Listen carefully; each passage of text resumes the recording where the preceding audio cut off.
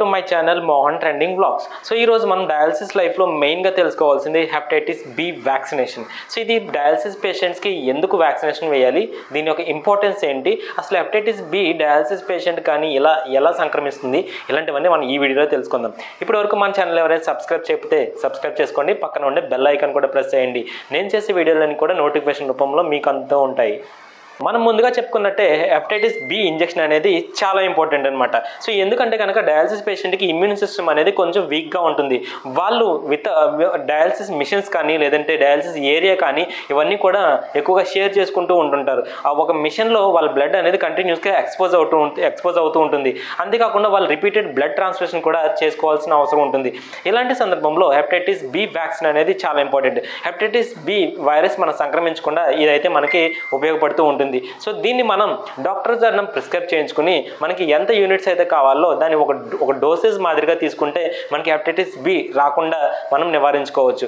So దీనికోసం మనకి ముందుగా డాక్టర్ ప్రిస్క్రిప్షన్ అయితే తీసుకుని హెపటైటిస్ బి వ్యాక్సినేషన్ ప్రిస్క్రిప్షన్ చేయించుకున్న తర్వాత దాన్ని మనం ఒక క్రమమైన పద్ధతి డోస్లో తీసుకోవాల్సి ఉంటుంది. అది ఎలా అంటే కనుక ఫస్ట్ 0 డోస్, 1, 2, నెక్స్ట్ది 6 months. సో ఇలా తీసుకున్నట్టయితే మనకి హెపటైటిస్ బి వ్యాక్సినేషన్ డోస్ కంప్లీట్గా మనకి కంప్లీట్ అవుతుంది అనమాట. ఇలా అయిన తర్వాత మనకి ఒక 2 months మనం 4 doses కంప్లీట్ చేసిన తర్వాత మనం ఒక 2 months తర్వాత మనం యాంటీబాడీ టైటర్ చెక్ చేసుకున్నట్టయితే అది మనకి 10 కన్నా బిలో ఉన్నట్టయితే మనకి సఫిషియెంట్గా రోగనిరోధక శక్తి రాలేదన్నమాట. ఒకవేళ 10 కన్నా అబవ్ ఉంటే మనకి సఫిషియెంట్గా రోగనిరోధక శక్తి ఆ వ్యాక్సిన్ వల్ల వచ్చిందని చెప్పేసి మనం అర్థం చేసుకోవాలి. ఒకవేళ రోగనిరోధక శక్తి మనకు రాకపోతే మన డాక్టర్తో మాట్లాడుకొని మళ్ళీ బూస్టర్ డోస్ ఏమన్నా తీసుకోవాలా, అవసరం ఉందని చెప్పేసి ఒకసారి డాక్టర్ ప్రిస్క్రిప్షన్ అయితే తీసుకోవాల్సిన అవసరం ఉంటుంది.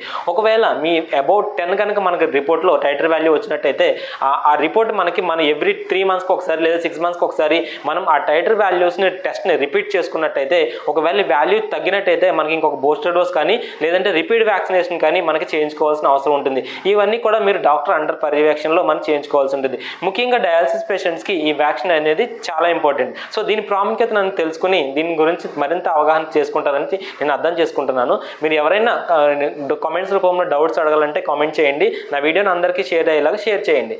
Thank you.